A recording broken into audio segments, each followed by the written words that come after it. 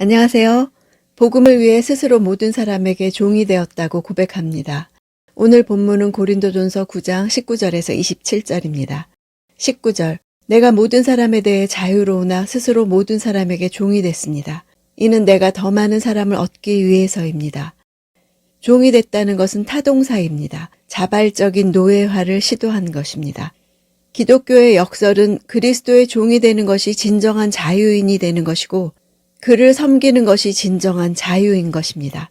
이 자유로 바울은 스스로 모든 사람에게 예속됩니다.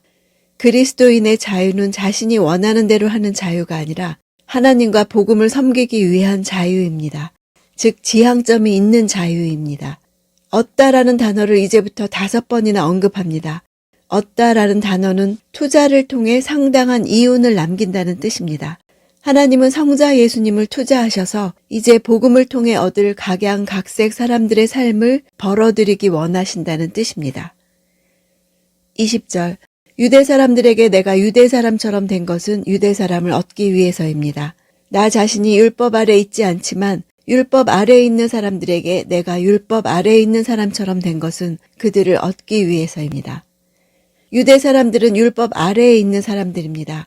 율법 아래란 구원을 율법 준수에서 찾는 것을 의미합니다. 이런 의미에서 바울은 율법 준수로는 구원 얻는 것이 불가능하다는 뜻으로 율법 아래 있지 않다고 말한 것입니다. 그는 모세의 율법으로부터 해방된 자였으나 유대인들을 복음으로 구원하기 위해 율법을 지켰습니다. 예를 들어 디모데에게 할례를 행한 것, 예루살렘에 올라갔을 때 결례를 행한 것, 회당에 참석해서 기도와 예식에 참여하고 안식일과 음식 규정을 지킨 것 등입니다. 21절, 내가 그리스도의 율법 아래 있기 때문에 하나님의 율법을 떠난 사람이 아니지만 율법 없는 사람들에게 율법 없는 사람처럼 된 것은 그들을 얻기 위해서입니다. 유대인에게는 하나님의 율법은 모세의 율법입니다.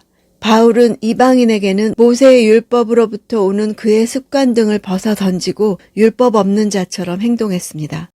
바울은 여기서 그리스도의 율법이라는 독특한 용어를 사용해서 그리스도의 율법과 하나님의 율법을 구분하고 있습니다. 그리스도인은 하나님의 율법 외에 그리스도의 율법을 하나 더 얻은 자들입니다. 그리스도의 법은 하나님 사랑, 이웃 사랑의 이중 계명을 중심으로 주신 가르침을 말합니다. 바울도 이 가르침을 이어받아서 구약의 법들을 더 이상 바리새인식으로 율법주의로 해석하지 않고 사랑의 이중 계명에 비추어 재해석합니다.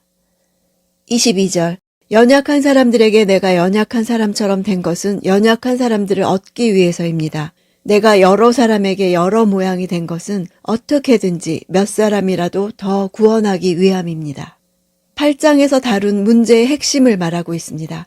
자신이 원하는 대로 권리와 자유를 사용하려는 고린도의 강한 자들에게 바울 자신의 권리와 자유는 아무것도 아님을, 중요한 것은 하나님을 위해 사람들을 얻는 것, 구원하는 것이라고 말하고 있습니다. 23절, 내가 복음을 위해 이 모든 일을 하고 있습니다. 그것은 내가 복음이 주는 복에 참여하기 위함입니다. 복음을 위해 이것이 자신을 종으로 만든 목적입니다. 복음이 주는 복은 구원을 가리킵니다. 24절, 경기장에서 경주자들이 모두 힘껏 달리지만 상을 받는 사람은 오직 한 사람뿐인 것을 여러분이 알지 못합니까? 이와 같이 여러분도 상을 받기 위해 달리십시오. 고린도에서는 2년마다 이스미안 경기가 열렸습니다. 올림픽을 비롯한 헬라 4대 경기 중 하나였습니다. 주로 경마와 격투기 등의 경기가 진행되었습니다. 경기장으로 번역된 단어는 스타디오, 약 200m 길이의 단위를 일컫는 말이었습니다. 이것이 후에 큰 규모의 경기장인 스타디움이라는 말로 굳어진 것입니다. 이 시합을 보기 위해 수많은 관광객이 몰려들었습니다. 참가하는 경주자들은 이 경주만을 위해 먹고 자고 훈련할 정도였습니다. 경주자들과 우리 신앙생활의 비유는 상을 받기 위해 힘껏 달리라는 의미입니다. 한 사람만 상을 받는다는데 강조점이 있는 것이 아닙니다. 당시 고린도 교인들이 더 이상의 영적 진보가 필요 없는 것처럼 행동했기에 여전히 달려가야만 함을 말해주는 것이었습니다. 25절, 경기에 참가하는 사람은 누구나 모든 일에 절제합니다. 그들은 썩어 없어질 면류관을 얻으려고 절제하지만 우리는 썩지 않을 것을 얻으려고 절제합니다. 면류관으로 번역된 단어는 경기 우승자에게 주는 화관을 뜻합니다. 고린도에서는 솔잎이나 어린 파슬리 잎으로 만들었고 올림피아 경기에서는 야생 감나무 잎으로 만들었습니다. 이 면류관들이 전 헬라 세계에서 가장 선망받는 명예였습니다.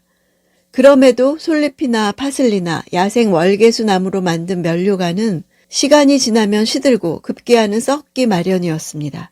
썩어 없어질 면류관과 썩지 않을 것의 비교는 하물며 논법을 썼습니다. 썩을 면류관을 위해 싸우는 자들이 절제한다면 하물며 썩지 않을 면류관을 위해 싸우는 자들은 얼마나 더 절제해야 할 것인가 하는 것입니다. 26절 그러므로 나는 목표가 없는 것처럼 달리지 않고 허공을 치듯이 싸우지 않습니다. 두 가지 비유를 사용합니다. 경주와 격투입니다. 목표가 없다는 것은 결승선이 어딘지도 모르고 달리는 것을 말합니다. 허공을 치듯이라는 것은 혼자서 하는 격투, 즉 대적자 없이 혼자 연습할 때의 모습을 말합니다. 격투 선수가 승리하기 위해서는 상대의 가격을 가해야 하는 것 같이 분명한 목표를 가지고 싸워야 합니다. 바울의 뚜렷한 목표는 많은 사람들에게 복음을 효과적으로 선포해서 그들을 구원하고 그들과 더불어 온전한 구원을 위해 달려가는 것입니다. 고린도의 강한 자들은 그들의 구원이 벌써 완성된 것으로 여겼으나 아직 그 목표를 향해 달려가야 한다는 뜻입니다. 27절 내가 내 몸을 쳐 복종시키는 이유는 내가 다른 사람에게는 복음을 전하고 도리어 나 자신은 버림받지 않도록 하기 위함입니다. 몸을 친다는 것은 문자적으로는 눈 밑에 얼굴 부위를 때린다, 얼굴을 멍들게 때린다 이런 뜻입니다. 복종시킨다는 것은 노예로 끌고 가다, 노예로 만들다 이런 뜻입니다. 몸을 종으로 굴복시키는 것을 뜻합니다. 모든 권리와 자유는 복음에게 길을 내주어야 합니다. 버림받는다는 것은 쓸모없는, 시험에서 견디지 못하는 이런 뜻입니다. 구원에서 탈락되는 것이 아니라 상급받기에 부족한 자로 판명되지 않을까 하는 우려를 나타낸 것입니다. 격투 선수가 혼자 연습할 때는 허공을 치듯 목표가 없는 상태에서 싸우지만 승리하기 위해서는 상대방을 정확히 치는 분명한 목표가 필요합니다. 큐티할 때 말씀 묵상까지는 혼자 하는 것입니다. 그러나 적용이라는 실전 단계가 있습니다. 계시록 10장 10절에 입에는 꿀같이 달지만 먹은 후에 배에서는 쓰다고 했습니다. 말씀을 묵상한 후에 그 말씀대로 몸이 살아내야 할 때 충돌이 있습니다. 말씀에 나타난 하나님의 뜻은 구원인데 내 삶에서 구원을 이루려면 평생 회피하고 싶은 문제와 부딪혀야 하는 일도 있고 희생해야 하는 일들도 있습니다. 말씀을 묵상하면서 그 맛에 빠져서 즐거이 하나님의 뜻에 동의했는데 막상 내 삶에서 살아내려니 배에서 쓰다고 소화해서 넘기기를 몸이 거부합니다. 그때 내 몸을 쳐 복종시키듯 순종할 수 없는 나를 위해 씨름하는 기도가 필요합니다. 이 씨름은 이기기 위해 하는 것이 아니라 하나님께 굴복할 수 없는 나를 하나님이 이기시라고 하는 기도입니다. 기도에서 하나님이 나를 이기시면 나의 수준을 넘어서는 변화가 있습니다. 그것이 큐티하는 사람의 능력입니다.